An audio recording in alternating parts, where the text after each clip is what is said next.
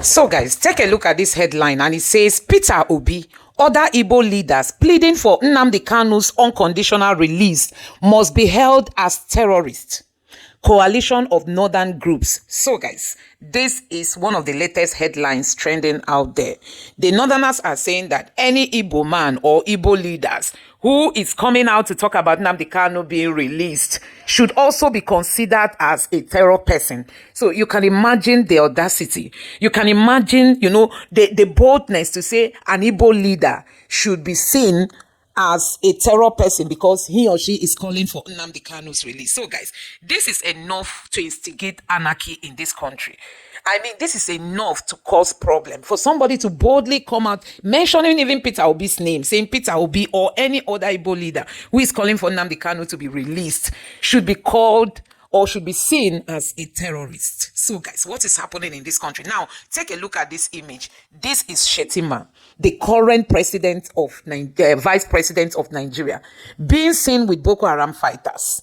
This is the person who is currently the vice president of Nigeria. If this photo was a photo of an Igbo man with, Boko Haram fighters, or even with any of the IPOB members, or any of the Biafran agitators, or even the ESN people, if this was to be an Igbo man, the whole place would have been set ablaze.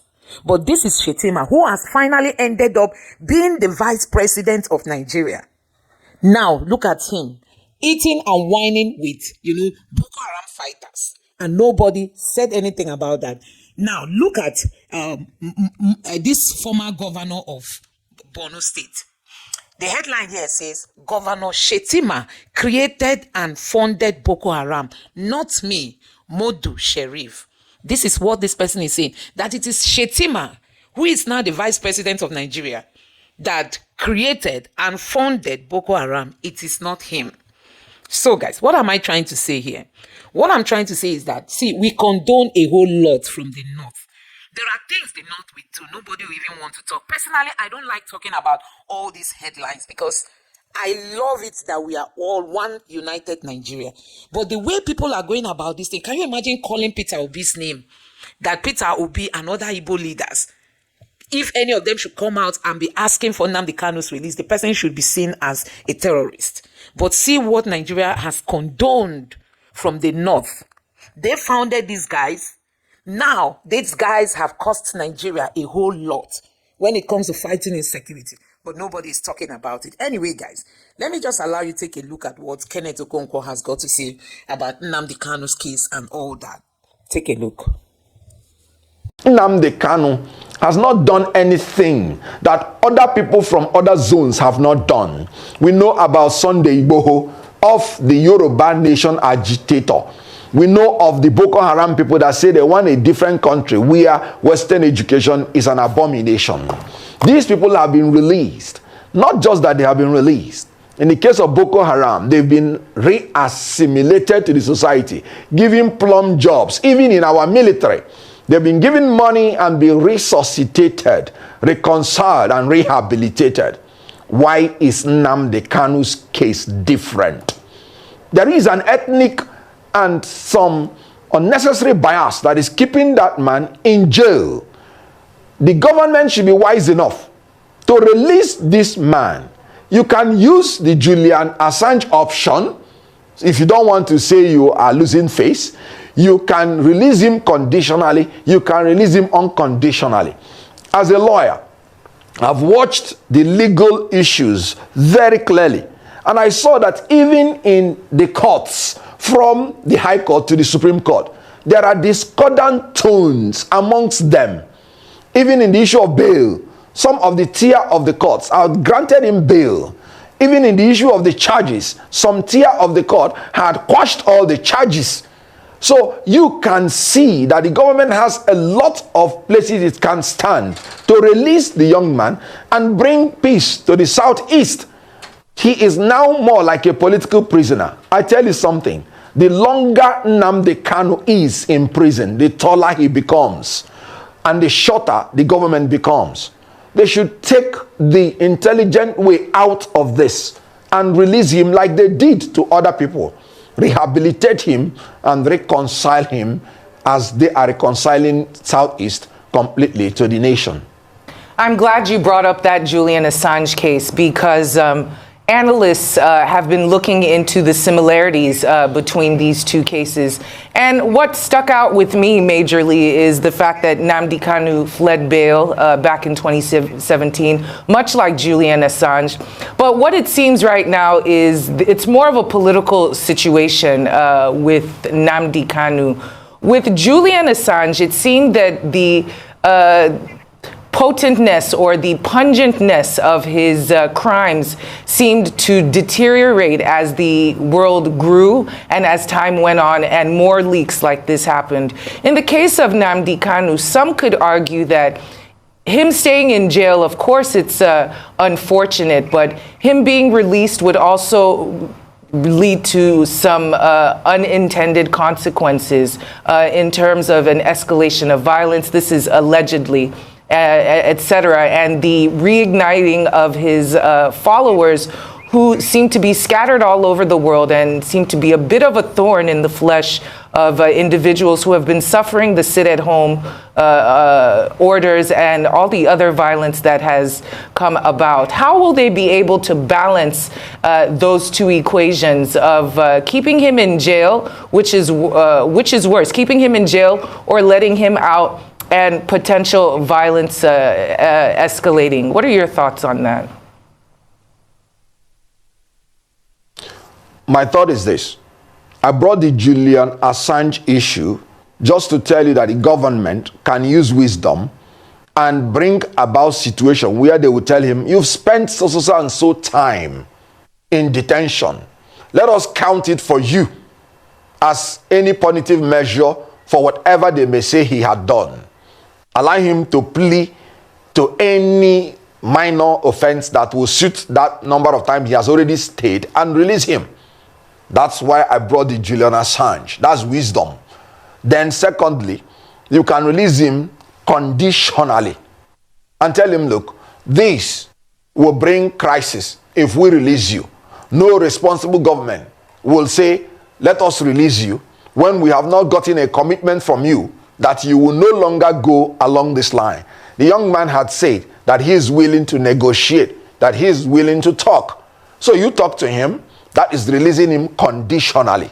Then the third one is releasing him unconditionally. So you have a choice, but the three of them will land in releasing him. The most important thing is that the government checks the cost-benefit analysis in whatever it is doing. And I can tell you that the benefit of releasing him, if you can make him to get commitment on what you want him to do after releasing him, will be better than keeping him. Because keeping him has not solved the security situation in the Southeast. It has not stopped the agitation. As a matter of fact, it is making even the agitation to now be multifaceted, to now be unknown. That's why you hear the unknown gunmen. So it's more difficult to tackle. So releasing him, in my own opinion, will be better off now than keeping him. The benefit of releasing him will be better than the cost. So you negotiate with him, know the best option, and release him. Now, Mr. Okonkwo is talking about the issue of security. The governors also resolved to tackle insecurity in the Southeast. But that's a bit vague when we consider what's been happening in that region over the years. So what measures would you advise must be taken by the governors, the federal government, to tackle insecurity in Southeast Nigeria? I've always said, I'm sorry to say it, that the governors can only make promises, but they do not have what it takes to enforce their promise. That's why I'm talking about state police. Because the police we have now answers to the Inspector General of Police and answers to the federal government. So no matter their plan, no matter their opinion, no matter the objective they have to tackle insecurity, it is still subject to the efficiency and effectiveness of the national police, which is outside the purview of their power. So the best way this federal government can tackle insecurity at the regional and state levels is to grant state police to the states, amend the constitution. People always talk about abusing state police, let me state it clearly here that I am not assuring anybody that some governors will not abuse state police. They will. And the reason is because the federal government abuses federal police at times. Is it not with the federal police that they use to rig election? Is it not with the federal police that they use to do certain things? So that the mere fact that some state governors will abuse state police will not be the reason you will say the right thing should not be done.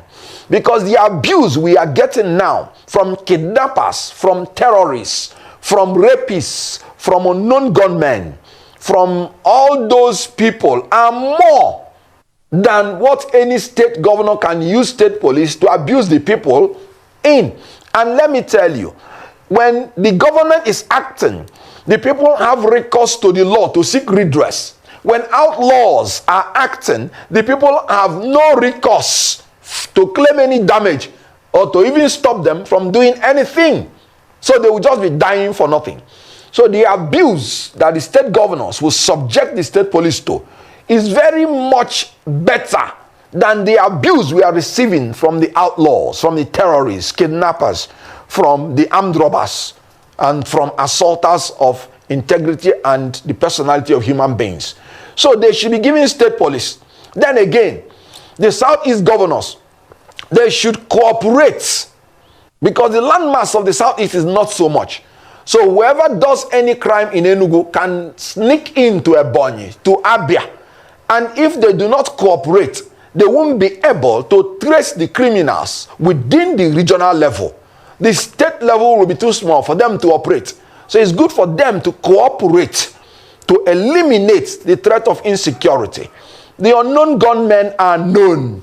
It is only an inefficient government that will be attributing insecurity to unknown gunmen. Please, is there any criminal that brings himself to advertise himself when he wants to commit crime? Every criminal wants to be unknown. So the mere fact that you're saying things are committed by unknown gunmen, you are actually displaying your incompetence. So there is nothing that is committed by an unknown person. It is committed by a criminal. They should, through competence and cooperation, hunt down these criminals so that the Southeast people, who are traders and travelers by nature, will be able to carry out their functions for their livelihood. Fair enough. But in your discussion, it seems that the state police versus the way it is now is a choice between the lesser of two evils. But I want to discuss the governors and the negotiating capacity of these Southeast governors and their ability to work together, as you have just pointed out, in order for any kind of economic prosperity to move along, in order for the insecurity to get checked. There needs to be communication and collaboration between all of them. What is the likelihood with this crop, this new crop of Southeast governors, in your opinion?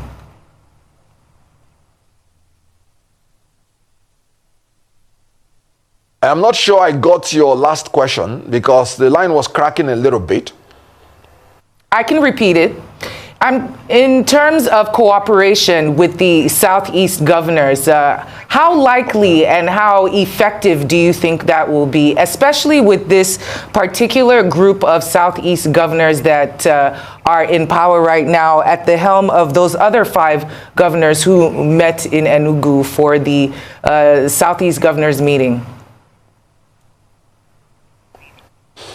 Well, obviously, from the picture of what we saw, they projected reasonable level of unity, because I saw all the governors present. They did not send any delegate. So all of them were present. At least pictorially, that is an exhibition of unity. Then again, they do not have a choice. They have to work together. Like I said, before anything happens, the landmass of the Southeast is not that much. It's not elaborate. So somebody can strike in Enugu, and in 30 minutes or less, he's already in another state. So if you make a rigid boundary, then the criminals will be getting away with their crimes because they will be sneaking. So guys, you can see what is happening in our country. See what is happening. See how these people are just ready and willing to divide Nigeria. You can imagine somebody boldly saying that if any Igbo leaders should ask for Nnamdi Kanu's release, the person should be seen as a terrorist. That is all mind-blowing. It's unbelievable.